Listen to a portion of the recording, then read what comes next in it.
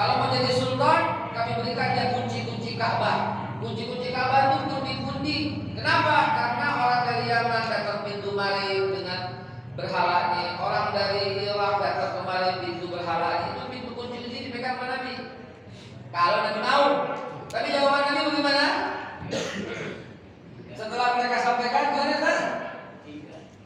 Nabi ingkari semua. Nabi bilang apa? Ya am, wallahi la wadda syamsa fi yamini wal qamara fi yasari la atatul kahadzal amru ma taraktu hatta yusirullah aw ahdikadun.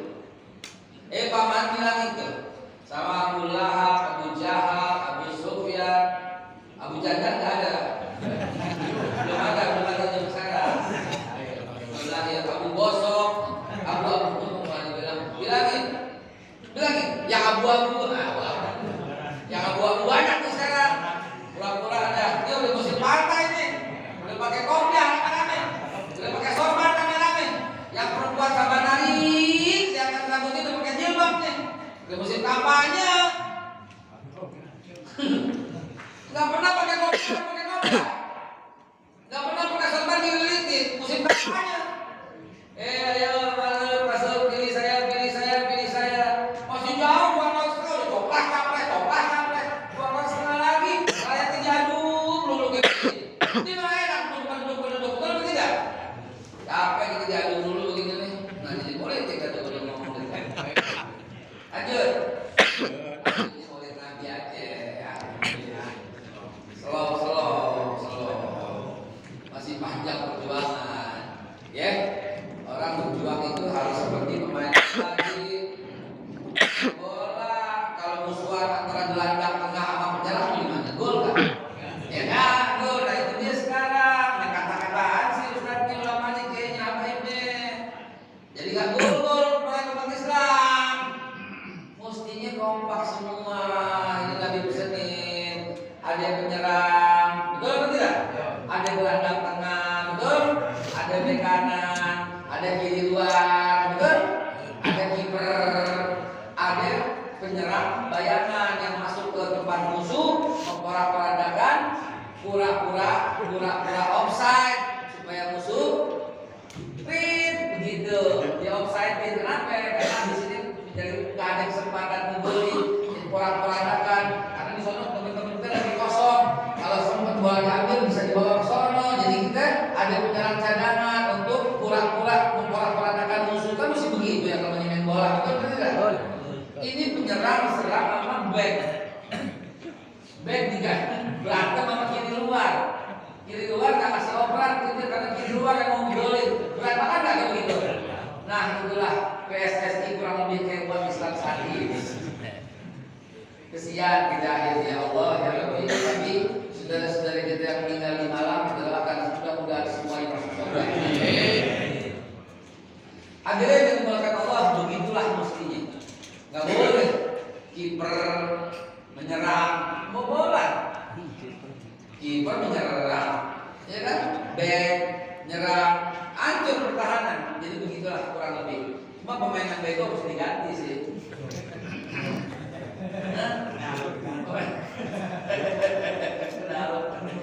Pemain yang bego mesti diganti sama pemain yang cadangan, gitu ya. Hadirin, saya mau cerita simpel aja. Abu Sufyan kurang ajar banget. Abu Sufyan itu biadab banget. Lagi pula Abu Sufyan dalam kitab Tarikh At-Tabari tercatat beliau bukan masuk Islam secara ikhlas karena syahadatnya berbeda. Syahadat itu kalau boleh dimain-mainin. Asyhadu an la ilaha illallah wa asyhadu anna Muhammadan Rasulullah. Sedangkan Abu Sufyan dalam kitab Tarikh At-Tabari atau Rasul Anbiya Ibnu Katsir atau Hayat Muhammad Karam Husain Haikal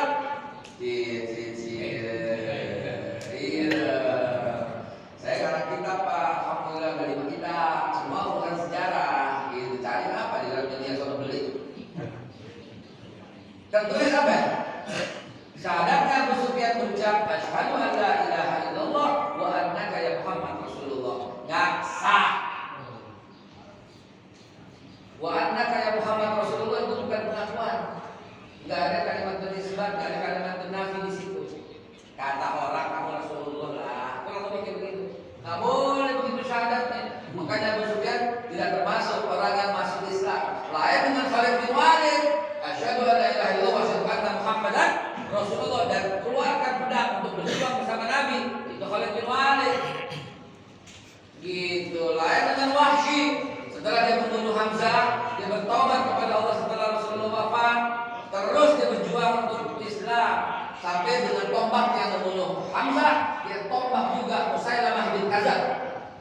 dengan tombak itu.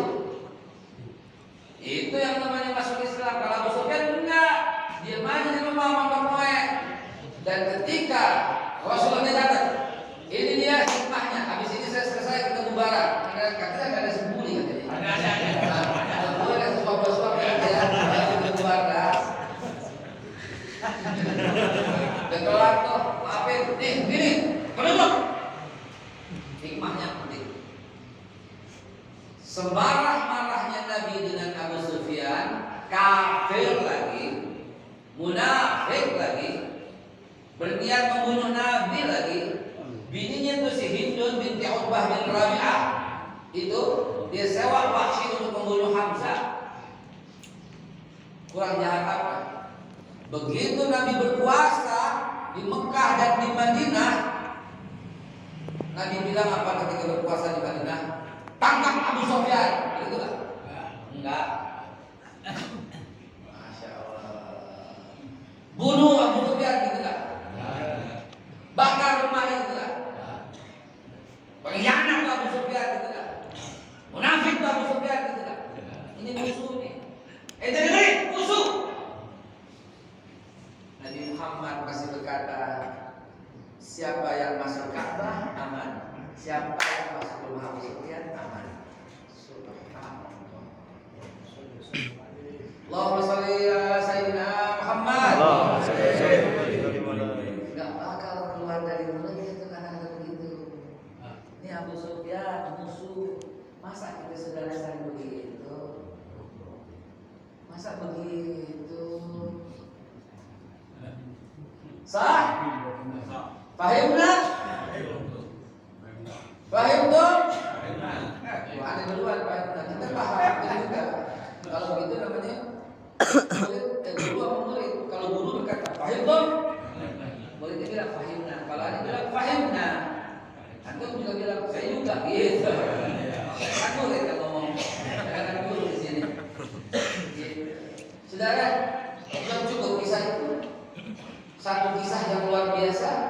Nabi mengatakan tidak. Nabi berkata aman semua, silakan. Subhanallah. Ini yang umat Islam belum punya. Beda pendapat itu bukan khianat. Beda perjuangan itu bukan bid'ah.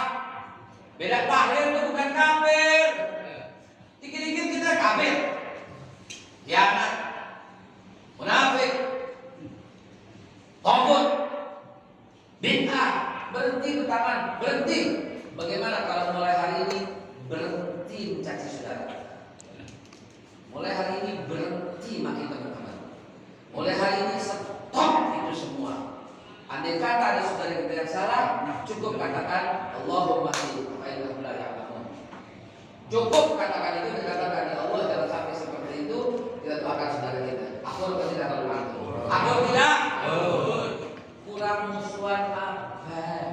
Sayyidina Ali radhiyallahu anhu karamallahu wajhahu dengan Muawiyah bin Abi Sufyan ketika Sayyidina Ali menjadi imam khalifah, sementara Muawiyah menjadi gubernur di Syam. Diturunkan nggak mau diturunkan. Akhirnya dualisme. Ada kepemimpinan versi Muawiyah di Syam, ada kepemimpinan versi Ali di Madinah. Berantem mereka sehari. Dan mereka sadar dan kemudian sholat di mana Sayyidina Ali menjadi imam, Muawiyah menjadi makmum. Nggak ribut, bahkan dengan luar biasa Ali bin Abi Thalib menyampaikan ke sekretarisnya namanya Abu Musa al-Asy'ari, turunkan saya sebagai khalifah, nanti kita pilih ulang.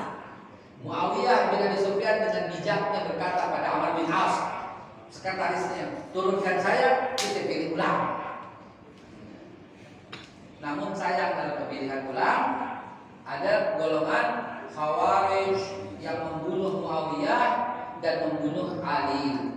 Muawiyah dibunuh nyengsot, kena toresan dikit, cuman sakit sedikit, lalu balik ke Syam. Amr bin As dibunuh nggak kena, udah kabur ke Syam.